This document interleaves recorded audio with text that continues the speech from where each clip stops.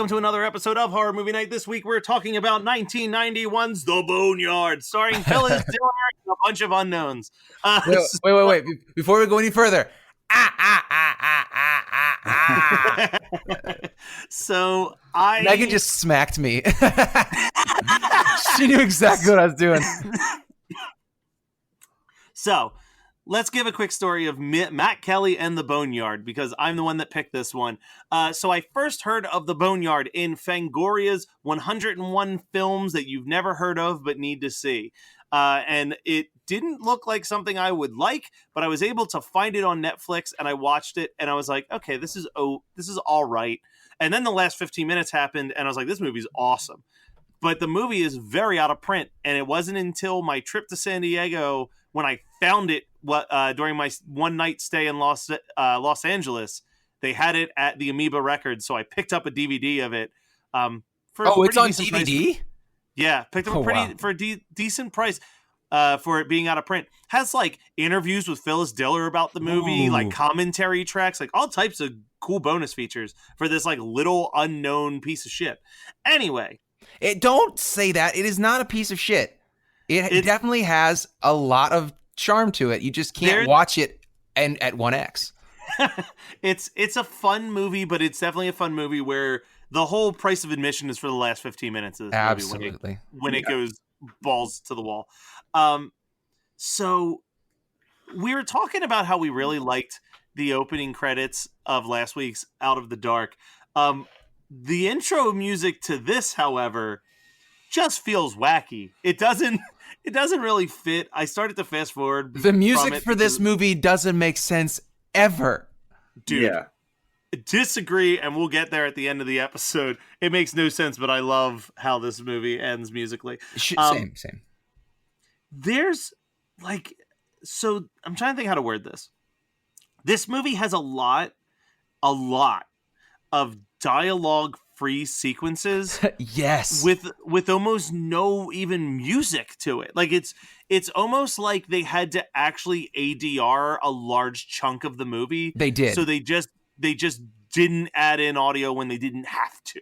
Well, here's the thing is I was watching it and I'm watching it on YouTube and I'm thinking, is this copy screwed up? Because the first 7 minutes has no sound. Not even like they get to the house and the wind is supposed to be rustling, but I don't hear anything. They're walking through the house. It's not like creaking floors. It's not like them rustling papers. There's nothing. They're not talking to each other. And then the one guy gets smacked in the head with the pillow and it explodes and it's like, feathers.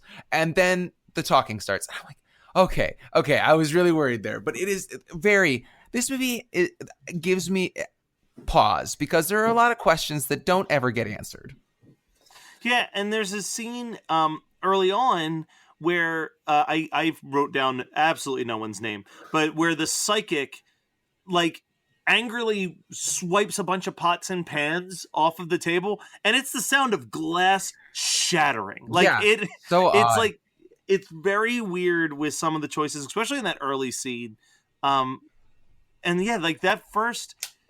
So much of this movie is slow, but like I don't mind, but it's kind of like until the last like maybe 30 minutes of this movie, this is like the type of film that you just kind of pop on and you're just like, I just want something in the background as I slowly like rest on the couch. Like it's very just weirdly paced. The whole movie's weirdly paced. Well, this is a very odd film. Like so I'm probably going to spend most of the time defending it, especially from Brian, because he said this movie sucked. It's terrible. Hence why he called it a fart. He called it a fart, which is a weird word to use because if there's one person who loves farts on this podcast, it's Brian. Okay, so on YouTube, right, this movie is called The Boneyard, and in parentheses, Killer Chihuahua, which A, is a fucking poodle, and B, you don't even see to the end of the fucking movie, and the whole movie sucked. I got 45 minutes in and had to pause it to take a nap. That's not a joke. That's not a bit. I 100% paused it to take a nap. Woke up 20 minutes later and said, okay, let me drink my espresso and finish this. So I hit it. Then Another hour goes by and Jade comes home and she's like, should we take the dogs for a walk? And I was like, yeah, because this movie should have ended 20 minutes ago. Yeah. There's probably like 5 minutes left. And I paused it and it was at an hour. And I said, that 20 minutes took so long. And she was like, is it over soon? I'm like, I don't know, because nothing has happened. Nothing has happened in this movie. So here's a fun fact about this movie that I found out on IMDb is that when they released this movie, it had two covers, yeah. And it was the really slip funny. cover. Yeah. So like they were trying to advertise it as both a comedy and a horror. So if it was in the comedy section, the cover was the giant mutant poodle. But if it was in the horror section, it was the slip cover that was all black with just like a demonic face in the top right corner. And that's what I remember. Yeah, see, I remember the killer poodle cover. That's the one that I've saw the always killer seen. poodle cover. That's the DVD that I got, is the killer poodle cover. Okay. Well, see, I feel like that's too on the nose. You know, like I really like the fact it's the final shot of the movie too. It's not really the final shot, but it really ruins the big like moment reveal. That's what I'm saying, is that it's disappointing because it's kind of like a hilarious gotcha. Yeah, it's kind of insane to me, and we'll get there. But like, so they get to basically it's these two cops. They've arrested a guy who was feeding children dead body parts. And he's a Japanese guy, so let's also add to the oddness of this film in that it's got this weird Japanese sequence later on too. Yeah, no, there's a lot of strangeness in this, but they go to this woman who apparently is like an empath on the highest degree. If she touches something owned by somebody, she can kind of feel what was going on most recently in their life or something like that. And she's starting to be haunted by these demon children and realizes, okay, this is a case that I have to take. Even though I've gotten out of doing this type of work, this is important. So they go to the Boneyard, which is what they refer to as like the morgue during the graveyard shift. And that's where we introduce the biggest selling point in this movie, Phyllis Diller as Poopinplatz. Phyllis Diller without one of her wigs on. That was specific. Which was demanded. Yeah. Yes. The director was like, I do not want you to wear the wig. And she just has, like, she's still Phyllis Diller. She's got her zinger. She has the one line where she takes the woman's ID and goes, porked out a little bit, didn't we? Yeah. And the ID, like, she's just like fucking firing shots, and the whole joke is that everyone's afraid to fire her because she's so strict on the rules.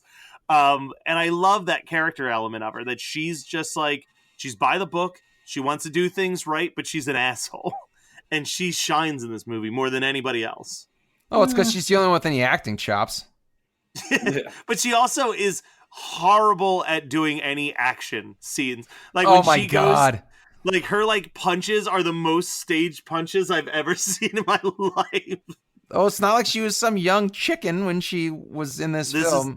Is very true. And some of the acting in this is rough. Like, the cop's partner is really bad at acting. Yeah. Oh, yeah. Oh, he's, like, talking to, what's her face? The girl that, like, tried to commit suicide. We'll call her Newt. She's basically Newt from Aliens. Yes, thank you. Yeah, but it's so funny because he's like, you've got so much going for you. You're pretty and you're smart. And then he gets a fucking Gatling gun. Yeah. So I fast forwarded a lot. And I watched this movie in 30 minutes. Because I fucking hate siege movies. So anytime by the time I got the basic lay of the land, and then the demon zombie children have them locked in one room or the other, I just fast forward because I don't care about the character development, because fuck siege movies. And then he gets the Gatling gun and I'm like, I probably missed some plot point, but I'm not invested enough to go back and find it. Well, then you can't say that this is a good movie. It is a great visual piece of entertainment. So the movie has these comedic beats. There's the autopsy scene, which I think is really great, where the one mortician goes, because the cop is asking his partner if he wants to watch the autopsy, and the other mortician pops his head around and goes, "Go on, man, see the world." But then the girl turns out to not actually be dead, so they stick this fucking they put the thing in her and cut her, and she starts freaking the fuck out. And that, I forgot that happened in this movie, and it literally did make me jump for a second. What a loser. But then they find out that these children are actual, like, demon children. I don't want to call them zombies because I don't think that that's accurate. No. It's like a ritual, right? Like a curse was put on them. These bodies have been reanimated. That basically, like, these Japanese demons were, by some shaman, they were placed into the bodies of these 3 children.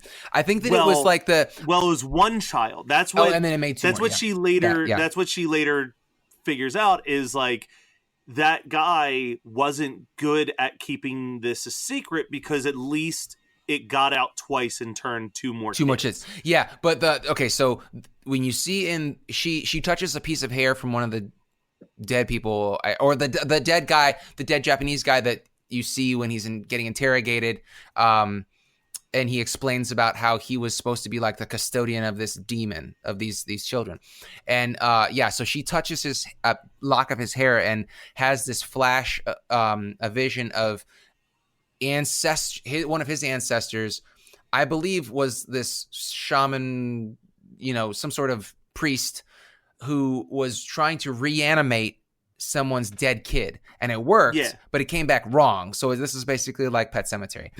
Yeah. So, but then you find out later that they can infect other people because that's how you get crazy Phyllis Diller monster and crazy monster. So there's a beat where they really do. I think that it's actually a brilliant story point, and it's a brilliant comedic point. And it's to establish that these aren't zombies. And it's when the cop sees the first demon, he shoots it in the chest, and nothing happens. And then he gets this look on his face like, oh, of course, I'm dealing with a zombie. Shoot it in the head. And he shoots it in the head, and nothing happens. And that's when he screams and runs away. Yeah. Oh, I love it. I was like, that's that's really smart to me. I think that's a very smart way to establish these aren't zombies. Like, these are not zombies. The headshot does nothing. The demon children kind of look like gooey versions of the grave dancer masks. But the thing is that they're great. That's the thing about this movie that I can't say enough good things about the practical effects, because I think that those are kids that were playing the demon children, because the body shapes don't look right for short people. Yeah, no, it definitely looks like it's and children they're super creepy. Forced perspective somehow. There might be some forced perspective, but I know for a fact that not all of those shots were forced perspective. Yeah, they couldn't be. This would be great for like an anthology movie, though. That's fine. Like, if this was 30 minutes, I would be like, this is awesome. So it was 30 minutes for me, and that's why I think it's awesome. Yeah. See, because that's the problem, is that I agree with you that the practical effects on the masks of those children look cool, but all of that money, including the poodle monster, to me, all that money went into Phyllis Diller. That creature is incredible. Oh, yeah. Like, the eyes, the face. Tall. Yeah. Oh, it's insane how good mutant Phyllis Diller looks in this movie. And it's also insane, like, Phyllis Diller, there must have been something that Phyllis Diller liked about this movie, because it's not like she's in it for cameo. She is main cast throughout most of the movie, and there's no way that this movie was done on a big budget where this was like a big payday for her. Like, I think that she genuinely was like, yeah, I want to do this. This is not something that I've done before. This will be fun. They paid her in compliments, like, or they paid her ego by being like, we're going to turn you into a gigantic monster, because I would work for fucking free if somebody said that to me. Yeah. But, like, you have to think about, like, not only did they get her to do this movie, and it's a low budget movie, but they also convinced her to do it without any of her wigs. Like, there's so many factors in this where it must have been some type of mini passion project for her to do a horror movie, for her to agree to this. It doesn't feel like, hey, I bet we could get Phyllis Diller. Like, right. I feel like there's more to it. She was the make or break for this movie. There's no way that they would have made it without her. Probably. I should really watch. I still haven't watched that interview. I'm going to watch that interview and find out more. That being said, we were talking about it earlier. The detective's assistant and, like, Newt, worst time for romantic talk in the history of horror movie night is, like, trapped in an elevator shaft when a bunch of demon children are trying to kill you. Just like, you're really pretty, and I think that you're nice. She's like, I tried to kill myself. I had no reason for living. He's like, but you're pretty. I could be your reason for living, I guess. No, he doesn't even get that far. He sucks. But like, fuck that guy. So they're working their way out of this area. They need to get to the elevator so they can get out of the basement is the big thing. And then the guy who's delivering the dead body shows up, and no, he goes on a monologue. No one's like, hey man, keep it down, there's demons down here. They just let him give his comedic monologue for a little bit. And then this is when we get the Phyllis Diller creature, who's like barely in the movie, unfortunately. She's disposed of within like 5 minutes. Oh, but here's the best part about this film, in my opinion, is that Phyllis Diller is known for her wigs and that crazy cackle, right? Yeah. You don't get the wig in the entire movie, and you have to wait until you get the monster Phyllis Diller. It shows up, and you get a 20-second laugh at the 74-minute mark, and you're like, yes, I've been waiting. And then like the poodle looks really good. Like I don't want to downgrade. Oh, it's awesome, but you get to see that for even less time than the Phyllis Diller monster. Yeah, and it is still in my mind like a little less impressive than the Phyllis Diller monster. There's a sound effect though right before they blow up the poodle where it makes like a dog yipe before it happens. Like it's like, ah! And then this explosion. Did you? Okay, now I only wrote down one person's name, and it's Dana. That's the girl who committed suicide but didn't die. Okay, so Newt is Dana. Got it. Yeah. Dana is Newt. So when the giant mutant poodle comes through the door, she just goes, ha! Yeah, I can't tell if that was intention. Like, there's part of me, this is probably not what happened, but part of me in my brain is like, I hope that it's one of those things where they're like, we're not going to show them the costume. We're just going to surprise them. And that was her actual reaction to this giant poodle. And they're just like, you know what? Fuck it. It is funny and stupid. Keep it in there. I'm sure it was written that way. But yeah, that might be the best comedic moment is her little laugh when the poodle shows up. But then this movie ends with a closing credits song that is a fucking love ballad, and it is a good ass. It's a great song, but I'm listening to the lyrics and I'm like, this does not fit at all. Not even like I don't get it. It has no business being. This dude wrote a song for some rom-com that no one was buying, and he was just desperate at this point. Give me $5 and you can have this song for your closing credits. Like, oh my god, but yeah, I like usually credits roll and I'm like, all right, time for bed. Let me shut this off. I was like, I'll give this song a little bit more time. I think I spent more time listening to the song than watching anything where people were talking. Like I watched all the credits just for that shit. Oh shit! It is a jam. I gotta research that song too. I could put that on my iPod very easily. So.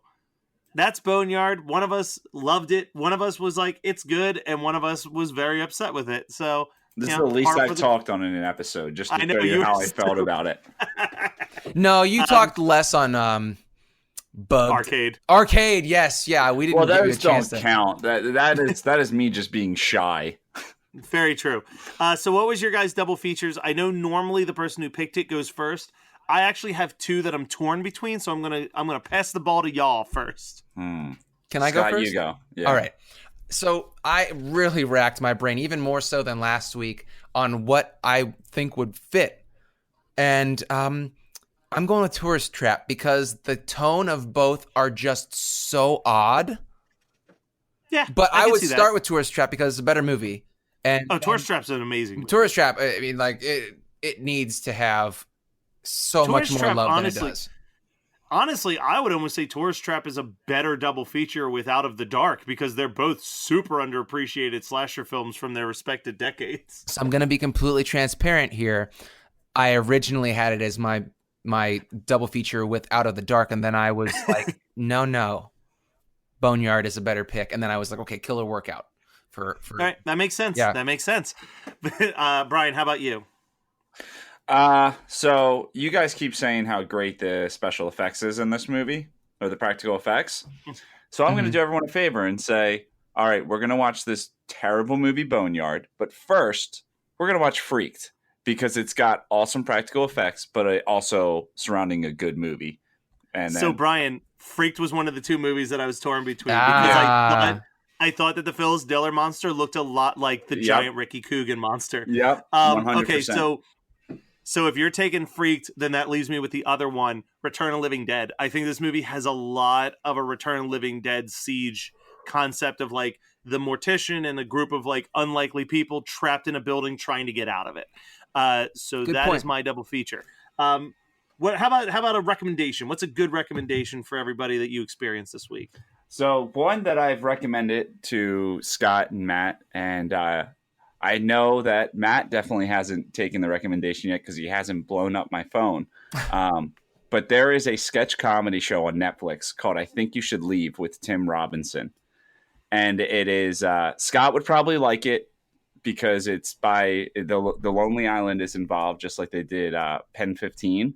And it is the greatest skits. They're just so like the dumbest ideas. And I think that's what makes it so funny is like someone had this idea and like, it's so funny. But if we were writing stuff for the pilot and one of you guys brought the ideas to me, I'd shoot it down. Like if you were like, hey, what if we did a skit where someone took honk if you're horny seriously? I'd be like, that is stupid.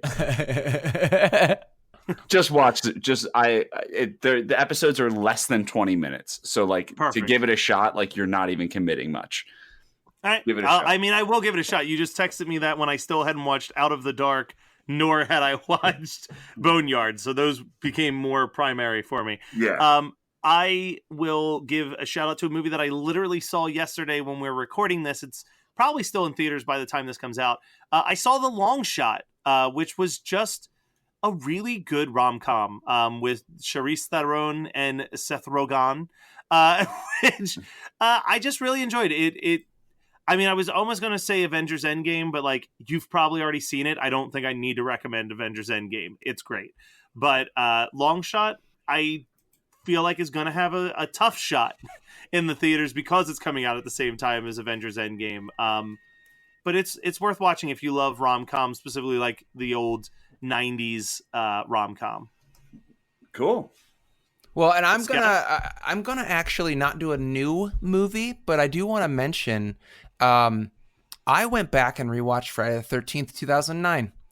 Huh. And while it is not it's not a great film, I really like the portrayal of Jason because he's super brutal and he's faster and just more, he seems really pissed off. I don't know. I mean, like Jared Padalecki sucks. He's a terrible actor. And all the actors are pretty bad. And like Danielle Panabaker is in it, and it's just an odd. It's not a great installment in a franchise that usually has a little bit more going for it. This one kind of played it a little straighter than I wanted. I saw it in the theaters Valentine's Day 2009. It was like the last date I went on before I met Megan, or before Megan and I got reacquainted and we started dating. So, but it was like a platonic date anyway. So anyway, I hadn't watched it since then, and it's just very weird because the tone is incredibly dark and brutal with Jason, as things were in 2009, but also there are some characters that are written very meta, and they are supposed to kind of know that they're in a horror movie. I don't know. It's got a very strange tone. But my feelings towards it are much kinder now than they were before I rewatched it. It's on Netflix if you feel the urge. Cool. All right. So that was The Boneyard from 1991 as picked by this sexy motherfucker right here. Hey guys, you know what next week is? What? Episode 200, bitches! Oh my God. Don't say our name 3 times because episode 200 is right around the fucking corner. So stay tuned for all of that good jazz. Hit us up on Patreon, patreon.com/HMM podcast, and join us on all of our social media. But until then, next week, we will have 200 fucking episodes of this show. That is insane. But I'm so excited that you guys have stuck it out with us. So excited. So nice. Very excited. Very sneaky, sir. It's not a game. Mr. Deeds reference?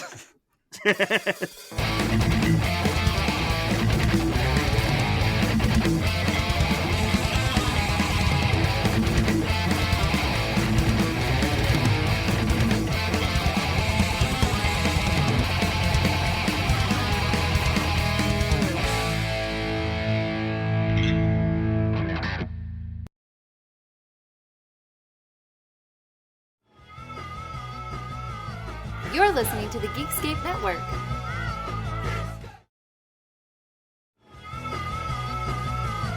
You're listening to the Geekscape Network.